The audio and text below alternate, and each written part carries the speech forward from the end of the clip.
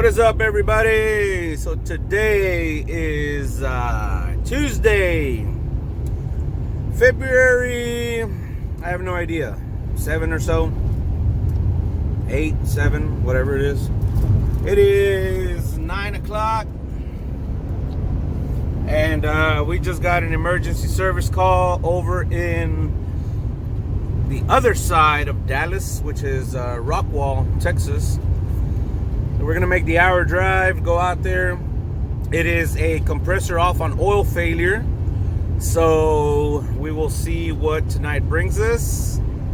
Let's go ahead and head out there, and I'll see you when we get there. All right, guys, so we're here. We obviously have some alarms. Let's go check our alarms real quick. Compressor B, stage 1 out, or stage 1 has a proof failure. Stage 3 has an oil failure. That's not good. So the monitoring company does not actually get any proof failures. So this proof failure has probably been going on for quite a while. Yep, quite a while. Let's go check our suction real quick. So I think you go menu 1. Yep.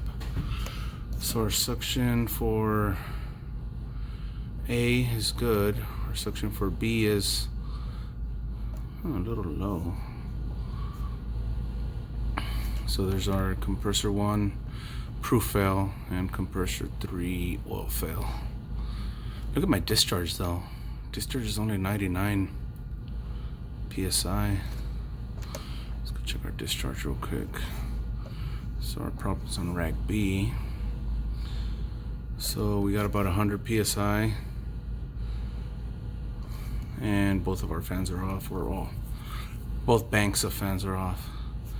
Liquid level says 26%. So let's go up on the roof and see what's going on. All right, guys. So it said it was stage 3, which it's compressor 1. Compressor 1 probably has an unloader, and then compressor 2 would be stage 3, and that's what's lit up right here is an oil failure. So I've got to check compressor 2 real quick. Let's check out the contactor. Yeah, it does not look horrible. Even breaker up here.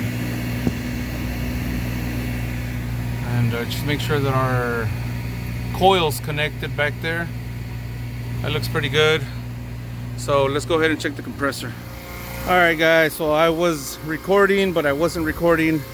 This controller was off on oil pressure, and so was this one right here.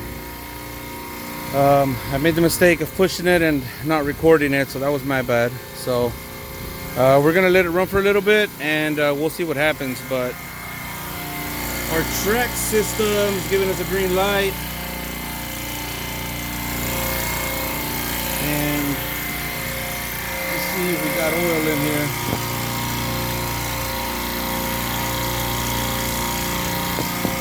That's a little low on oil. Let's check this one out.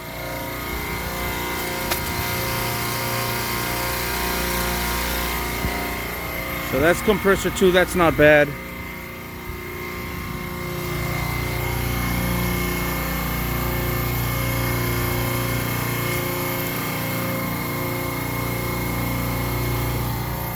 This one's been filled up all the way, it's not good.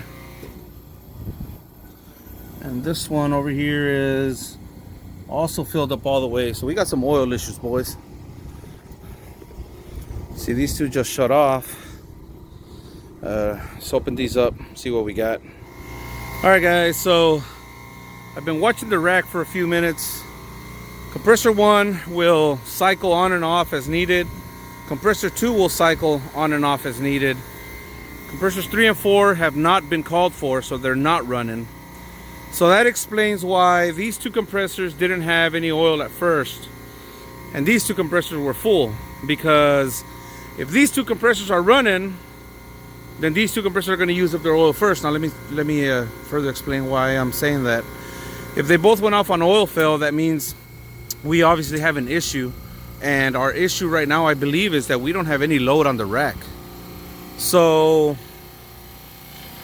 let me show you right now. So our oil filled up. So our oil's coming back to these. They're running, they're fine. Look at our suction pressure on the rack. So, see if I can try to get a good picture right here. So right now it's about 25 PSI. I believe this. See, this compressor's not running right now. This is the compressor that's running. What happens is it brings on this compressor to drop the suction pressure, and the suction pressure will drop down to like down to about 5 PSI, and then both compressors will shut off, and it'll take about a minute before they restart. So I'm thinking right now we don't have an oil issue. Oil's eliminated. Our compressors are running fine, and we don't have an electrical issue. At this point, I believe we have a load issue. There's no load on the rack. I'm gonna go downstairs and check temperatures, but more than likely our valves are pinched down, our EPRs, and remember, this is a medium temp rack. So if we follow our condenser lines here, I don't know why somebody would put your rack over there and then run your piping all the way here, all the way to your condenser. See, our condenser fan motors are not even running. And if I touch this side, this is our full side or year-round side. This is warm. It's not, look, I'm holding a discharge line. I can even hold it right next to the compressors, guys. And then this one's cold, really cold.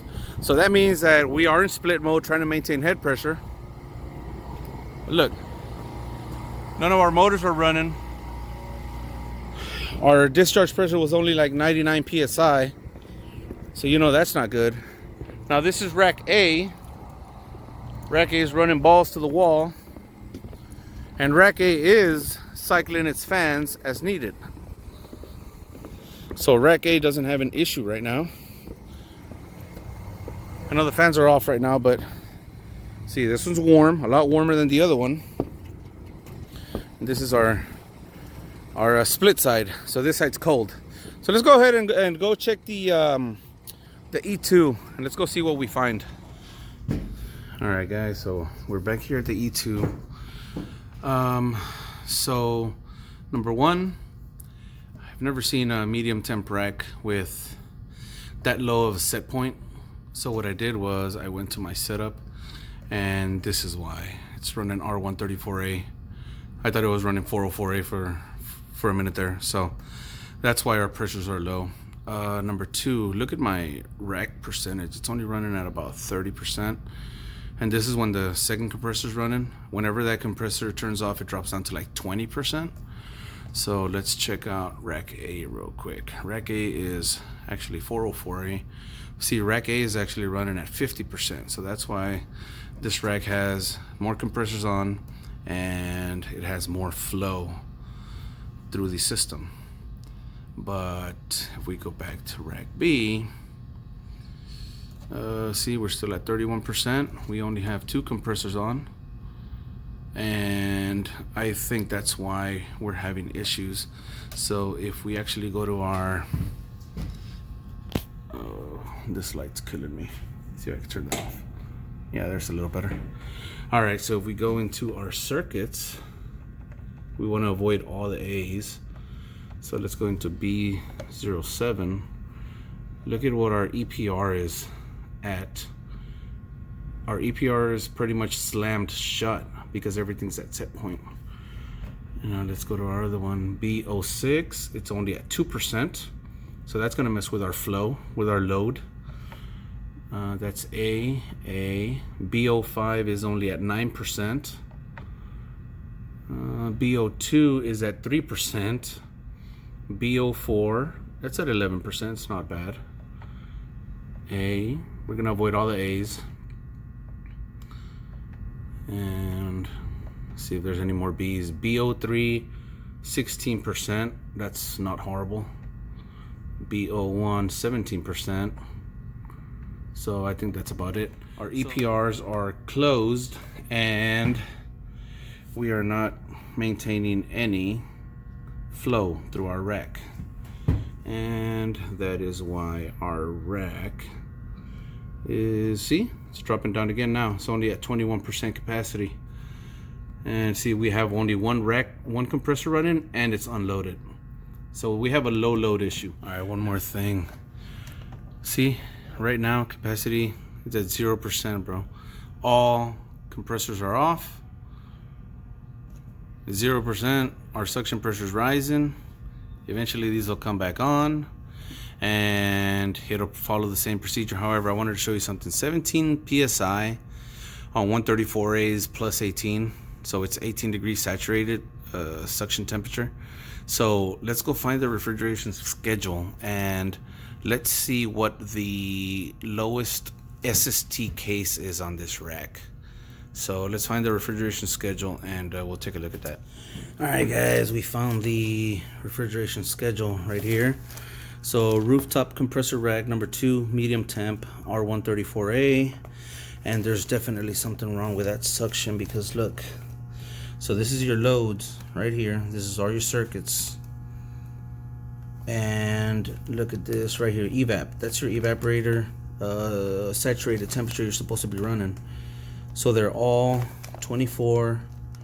You have one that's 20 saturated, and everything else is 20, you know, 24, 25, 27.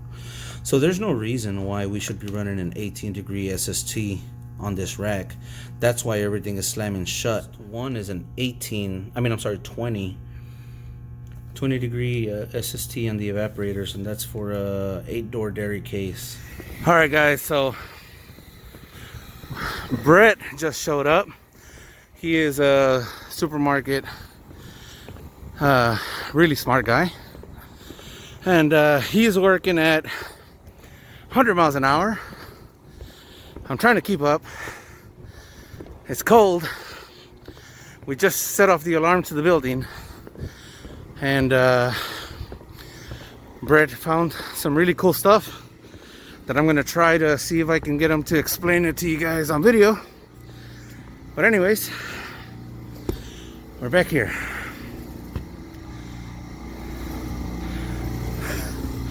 So there he is. So let's go see if his hunch was correct over here. So right now we have nothing calling.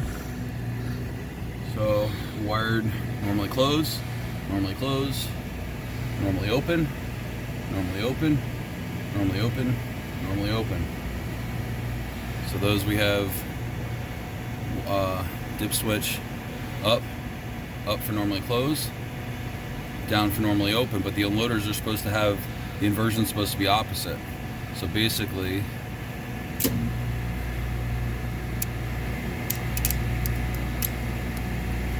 you need a screwdriver? no, I got it. So 5 and 6 should come on. Now if we look at compressor number 2, it should be basically unloaded right now.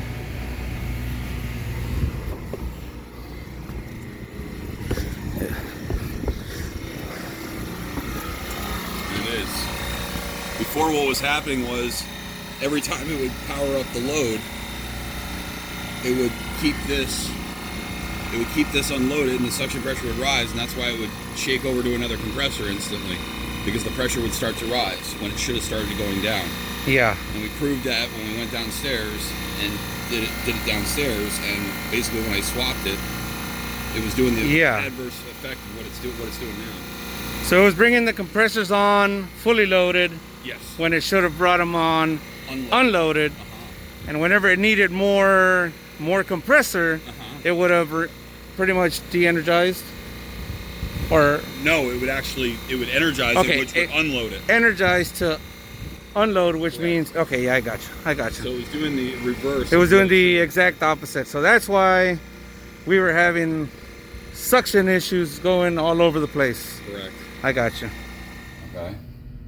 Now just to prove, after the dip switch change, now the suction pressure is starting to come up, so it should probably make a decision to shut off one of these compressors if it stays down, or it might just, if the suction pressure gets above 19, because remember it's set for a 2-pound deadband, right? So that's 1 pound high, 1 pound low.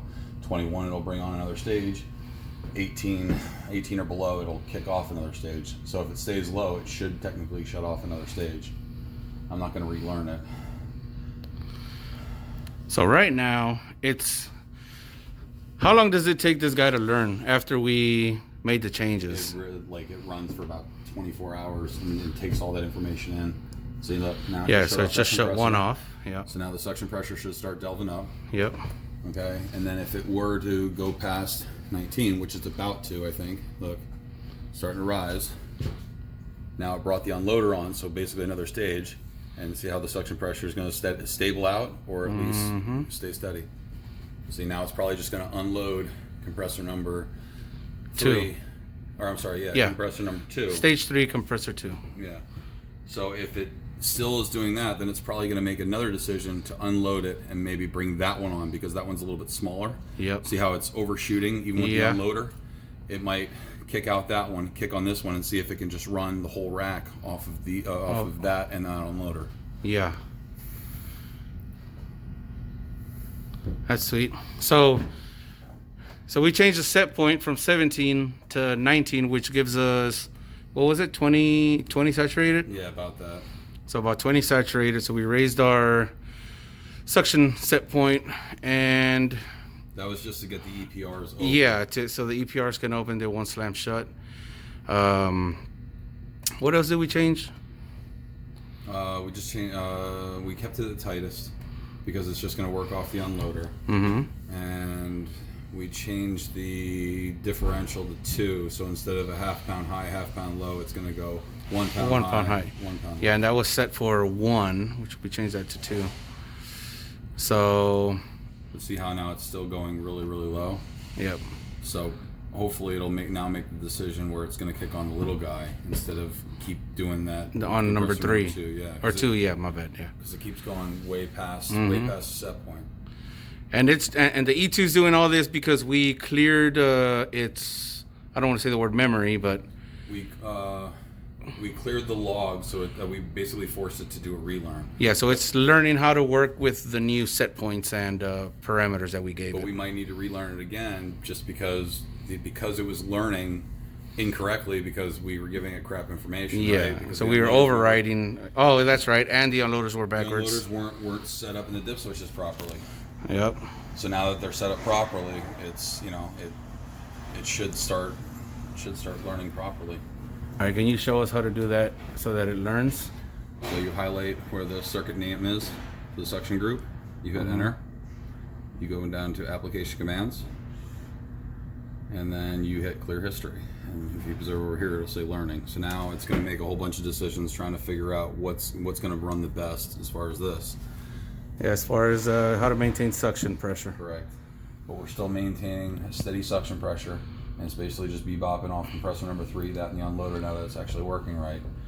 So we found out that the inversion was wrong, right? And that was causing it to load when it was really wanting to unload, and vice versa. And that's what was dropping the suction pressure so dramatically, and that's why it had so many cycles. I learned something today. That's interesting.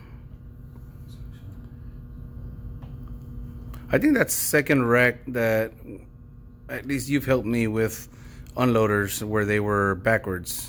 Yeah. The other one was on a Copeland compressors though. Correct. A bunch of 4Ds, I believe it were.